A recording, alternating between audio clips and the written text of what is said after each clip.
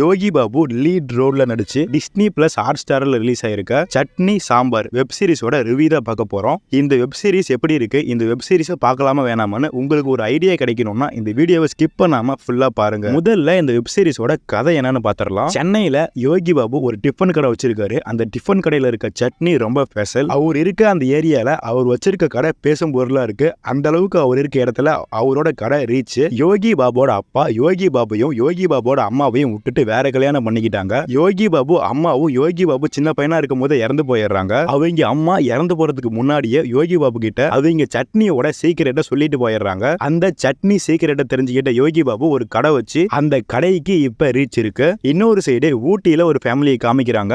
அந்த ஃபேமிலியில இருக்கிறவங்க எல்லாருமே சந்தோஷமா இருந்துட்டு இருக்காங்க. அந்த ஃபேமிலியில ஒரு பெரியவர் இருக்காரு. அவரு ஊட்டியில அமுதா காஃபேன்னு ஒரு கடை வச்சிருக்காரு. அந்த கடை அங்க ரொம்ப ஃபேமஸ். அந்த கடையில இருக்க சாம்பார் ரொம்ப ரொம்ப ஃபேமஸ். அந்த கடையில இருக்க சாம்பாருக்காகவே அந்த கடைக்கு நிறைய பேர் வருவாங்களாமா. அங்க இருக்க அந்த பெரியவருக்கு ஒரு நாள் உடம்பு சரியில்லாம போகுது. அவர் பையன் கிட்ட ஒரு விஷயத்த சொல்லி நிறைவேற்ற சொல்றாரு. அந்த விஷயம் என்ன, யோகி பாபுக்கும் இந்த ஃபேமிலிக்கும் இருக்க உறவு என்ன, யோகி பாபுக்கு இந்த ஃபேமிலியை பத்தி எப்படி தெரிய வருது, இதுக்கப்புறம் இந்த கதை எப்படி போகுது, எங்க முடியுதுன்றதான் இந்த வெப் சீரிஸோட மொத்த கதை. இந்த வெப் சீரிஸ்ல மொத்தம் 6 எபிசோடு இருக்கு.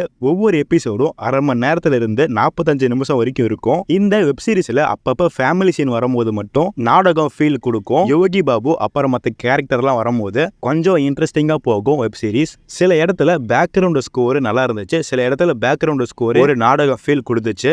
வெப் சீரிஸ்ன்றதுக்காக அடுத்தடுத்து எபிசோடு இழுத்து லேகா கொண்டு போகாம இவங்க சொல்ல வந்த கதையை கரெக்டான நேரத்துல சொன்ன மாதிரி எனக்கு ஒரு ஃபீலிங். இந்த வெப் சீரிஸோட ஹீரோவே யோகி பாபு தான். அதை புரிஞ்சுக்கிட்டு யோகி பாபு ரொம்ப நல்லா பண்ணி கொடுத்துருக்காருன்னு சொல்லலாம். யோகி பாபுக்கு நிறைய லென்த்தான டைலாக்லாம் இருக்கும். அதெல்லாம் சூப்பரா பேசியிருப்பாரு. அவரு கேரக்டரை அவரு சூப்பரா பண்ணிருக்காருன்னு சொல்லலாம். இதை தாண்டி சின்ன சின்ன கேரக்டர் எல்லாத்தோட ஆக்டிங்குமே சூப்பரா இருந்துச்சு. ஒரு ஃபேமிலி ஸ்டோரி தான், யதார்த்தமா இருக்கும். கேமரா ஒர்க், சினிமோட்டோகிராஃபி சூப்பரா பண்ணிருக்காங்க. ஊட்டியை காமிக்கிற அந்த டாப் வியூ, சென்னையை காமிக்கிற அந்த டாப் வியூ, ஊட்டியோட அழக அப்படி காமிச்சிருப்பாங்க. சூப்பரான சினிமோட்டோகிராஃபி, ஒரு சின்ன கதை, அந்த கதையை வச்சு போர் அடிக்காத மாதிரியான ஒரு வெப் சீரிஸ். உங்களுக்கு ஃபேமிலி ஸ்டோரி எல்லாம் பிடிக்கும்னா இல்ல ஃபேமிலியா பார்க்கணும்னா நீங்க கண்டிப்பா இந்த வெப் சீரிஸை பார்க்கலாம்.